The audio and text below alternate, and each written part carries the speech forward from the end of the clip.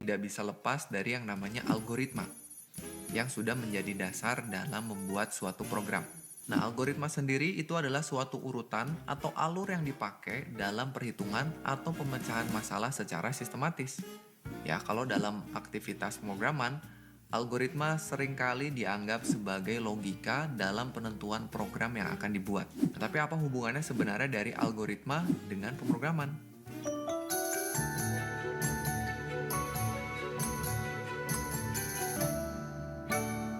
Algoritma dalam pemrograman ini bisa memberikan kita berbagai macam keuntungan. Yang pertama, algoritma ini dapat mengatasi permasalahan rumit dalam program yang kemungkinan besar melibatkan perhitungan tingkat tinggi. Karena menggunakan perhitungan, seringkali program yang dibuat itu tidak berjalan semestinya karena ada kesalahan. Selain itu, algoritma pemrograman juga mampu menyederhanakan program dari program yang besar bisa menjadi program yang lebih sederhana, sehingga penggunaannya lebih efektif dan efisien lagi.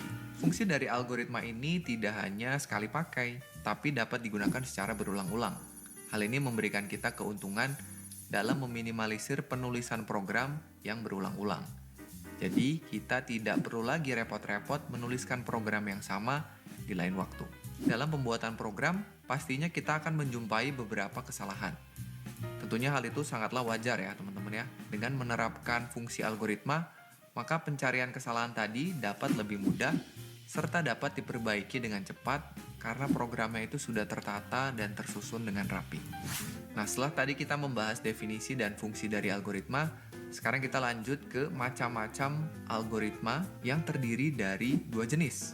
Ada algoritma searching, ya simpelnya searching itu adalah sebuah pencarian dalam sekumpulan data. Proses searching ini bisa dilakukan dengan dua cara.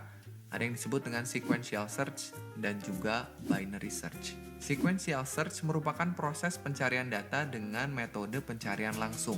Ini kita lakukan dengan cara mencocokkan data yang akan dicari dengan semua data yang ada di dalam kelompok datanya. Proses pencocokan data dilakukan secara berurutan, satu demi satu, dimulai dari data ke satu hingga data yang ada di urutan terakhir. Sedangkan binary search adalah sebuah teknik untuk menemukan nilai tertentu di dalam sebuah array yang linear dengan menghilangkan setengah data pada setiap langkahnya. Binary search atau pencarian biner ini dilakukan dengan mencari nilai tengah, melakukan sebuah perbandingan untuk menentukan apakah nilai yang kita cari itu ada sebelum atau sesudah nilai tengah tadi. Kemudian kita mencari setengah sisanya lagi dengan cara yang sama. Nah, kalau tadi searching, jenis algoritma berikutnya adalah sorting atau pengurutan data. Ya, data diurutkan dari yang terkecil sampai yang paling besar ataupun sebaliknya. Tujuannya supaya data tersebut jadi tersusun dengan rapi, terurut, dan juga teratur. Nah, untuk sorting ini ada 5 jenis, teman-teman. Yang pertama, ada yang disebut dengan bubble sort. Bubble sort adalah pengurutan data yang dilakukan dengan membandingkan antara data ke N dengan data ke N plus 1 atau antara data ke N dengan data ke N minus 1. Kemudian, jika datanya lebih kecil atau lebih besar, akan dilakukan pertukaran. Pada setiap iterasinya terjadi beberapa kali pertukaran atau bahkan tidak sama sekali. Jumlah pengulangan ditentukan oleh banyaknya data atau disebut juga dengan N. Tipe sort berikutnya adalah selection sort. Selection sort merupakan sebuah algoritma pengurutan yang secara berulang mencari data yang belum terurut dan mencari paling sedikit satu untuk kemudian dimasukkan ke dalam lokasi terakhir. Ya, lalu sorting ketiga ada yang disebut dengan insertion sort. Insertion sort dilakukan dengan cara menyisipkan sebuah angka ke posisi yang kita inginkan. Angka yang disisipkan itu sudah sesuai dengan urutan iterasinya. Dan jumlah iterasi ditentukan oleh banyaknya data atau juga N. Lalu berikutnya ada yang namanya quick sort. Ya, jadi quick sort ini adalah jenis sorting yang akan mengambil salah satu elemen secara acak, lalu menyimpan semua elemen yang lebih kecil di sebelah kirinya dan semua elemen yang lebih besar di sebelah kanannya. Hal ini dilakukan secara rekursif terhadap elemen di sebelah kiri dan kanan sampai semua elemennya sudah selesai terurut. Algoritma ini termasuk algoritma yang cukup baik dan juga cepat. Hal penting dalam algoritma ini adalah pemilihan data pusatnya harus baik sehingga tidak memperlambat proses sorting secara keseluruhan. Dan tipe sorting terakhir ada yang disebut dengan exchange sort.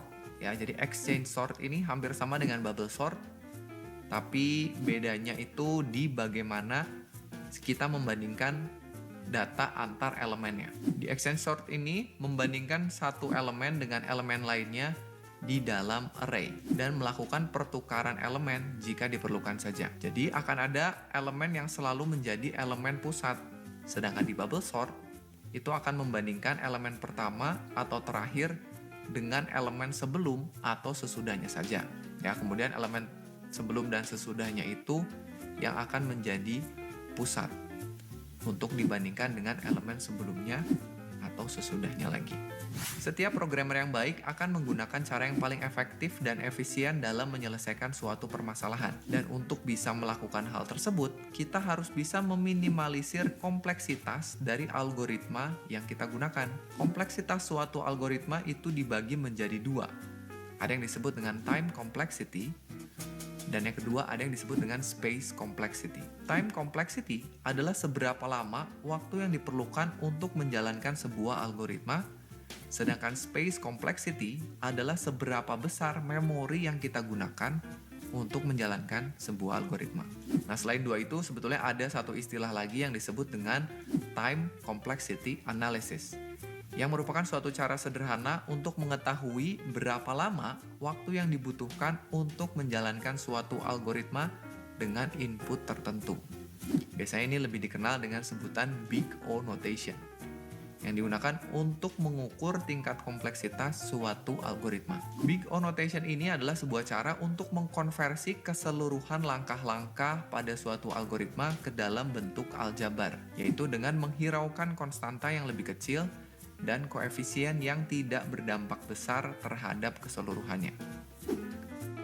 Contohnya teman-teman bisa lihat di gambar seperti ini. Jadi sederhananya, semua contoh ini menjelaskan bahwa kita hanya akan melihat faktor yang memiliki dampak paling besar terhadap nilai yang dihasilkan oleh algoritma tersebut. Sebagai programmer, kita seringkali dihadapkan dengan adanya beberapa solusi untuk sebuah permasalahan. Dan biasanya kita dibingungkan dengan pertanyaan, mana sih solusi yang lebih efisien? Nah, dengan memahami Big O notation, kita akan lebih mudah dalam melihat mana algoritma yang lebih efisien yang bisa kita gunakan untuk menyelesaikan permasalahan yang sedang kita hadapi. Oke, jadi itu tadi penjelasan mengenai algoritma yang ada di dalam pemrograman. Kalau misalnya teman-teman ada yang mau ditanyakan, silakan langsung aja tulis di kolom komentar. Ya, jangan lupa like dan subscribe juga. Sampai ketemu lagi di video